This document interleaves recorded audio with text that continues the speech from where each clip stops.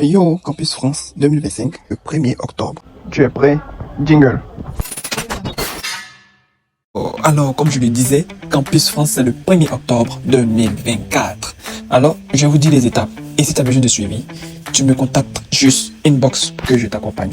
Mais avec les étapes que je vais citer ici, tu n'auras plus besoin de te faire facturer par des agences d'accompagnement. Et si c'est la première fois que tu tombes sur mon compte Mr. Timo, TikTok et YouTube, n'hésite pas à t'abonner et à laisser un pouce bleu. Merci. Et si tu as des questions sur la procédure ou sur Campus France, n'hésite pas à laisser ta question dans les commentaires. Ok, pour commencer, il y a la première étape avec la création de ton compte Pastel. Il te suffira de suivre les instructions pour pouvoir créer. Tu te rends juste sur Campus France, Ivoire, pour créer ton compte Pastel. Ce compte Pastel, là, c'est quel compte? Ce sera ton back-office pour te présenter tout ce que tu auras fait pendant ta procédure. Dépôt de dossier, choisir les écoles pour postuler, etc., etc.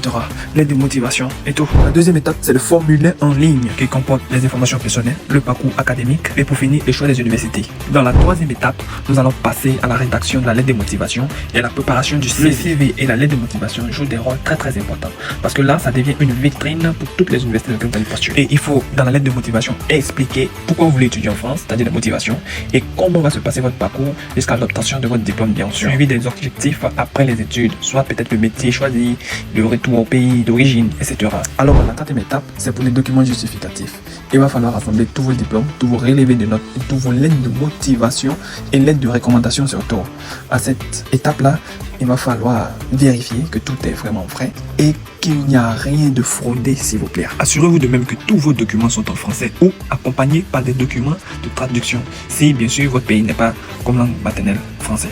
Et bienvenue à la cinquième étape qui est la validation du dossier. Bien sûr que vous finissez de choisir les écoles, finissez de remplir la lettre de motivation, déposer le CV en ligne, il va falloir valider. Et pour valider, il va falloir payer à la banque ou Campus France va vous situer bien sûr pour que le dossier soit travaillé. La sixième étape, nous passons à l'entretien Campus France. Pour passer l'entretien du projet d'études et du projet professionnel bien sûr.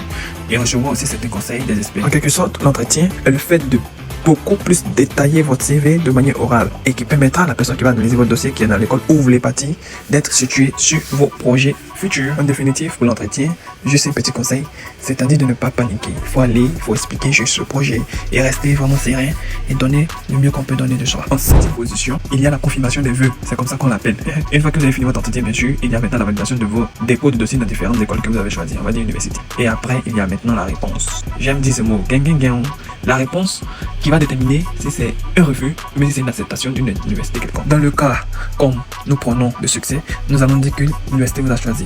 Il va falloir accepter l'université en quelque sorte. Et quand c'est validé auprès de Campus France, vous allez avoir une attestation de préinscription. Et bien sûr, la dernière étape, si vous avez reçu vos papiers, c'est la demande de visa et puis le départ vers la France. Et le petit conseil que je peux donner, c'est de postuler très vite. Parce que quand vous postulez vite, d'abord vous avez la grâce d'être choisi en premier et vous avez le temps pour que vos dossiers soient vite révisés.